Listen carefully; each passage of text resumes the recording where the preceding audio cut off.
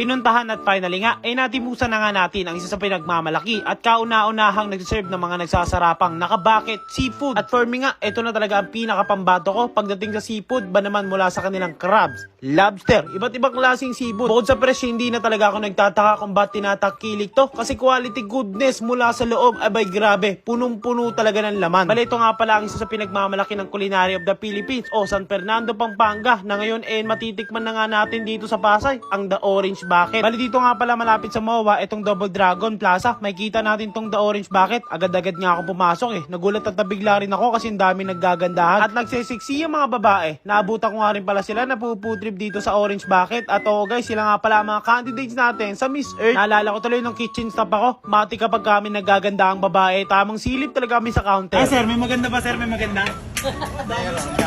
Dami, no? Ikaw sir, may maganda ba? Makati sa akin, mas may maganda Miss Makati. Shoutout din kay Miss Makati. Nahalata namang mahilig mo matao pumutrip ng seafood. Abay, napakaganda ninyo. Napakasarap nyo pang kumain.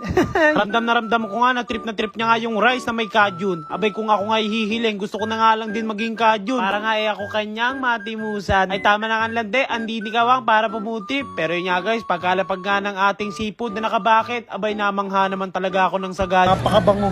Tignan mo na ba yung mga lobster? Ang ganda ng pagkaluto. Siyempre sasabayan mo yan ng kajun with rice. Tapos yung crabs nila guys, talagang siksik hanggang dulo. May laman at napakataba talaga. Talagang thank you Lord talaga sa ganinong food trip. Turo ng bebe natin, yung tahong daw gawin natin kutsara. Sandukan daw natin ng kanin tapos subo. Abay napagaya kahit ako Ang galing mo dun ang bisa ng pamamaraan mo Pero di talaga ako makaget over sa lasa ng lobster. Tapos isasawsaw natin sa kajun sauce, tapos subo malala. Aboy, napakasarap nito guys, promise. Tamang food trip na naman ang mukhang penguin Yung takot sa seafood dahil may allergy katulad ko. Abay, auto-sitirisin talaga tayo pagkatapos natin food trip. Ayan, kumain ka lang, tapos mamaya kakatikatihin ka na niya. Meron din back ribs sa pagka-OA sa lambot ng karne. Meron ding soup, ikaw nang bahala food trip. Ang akin na lang payo yun na lang ang puntahan. Yung mga branch ni Orange Bucket. Marami yan dito sa Manila. Ikaw nang bahala. Yun na guys, for today's video, ako muli si Wawang ng Page Wang. Paalam po.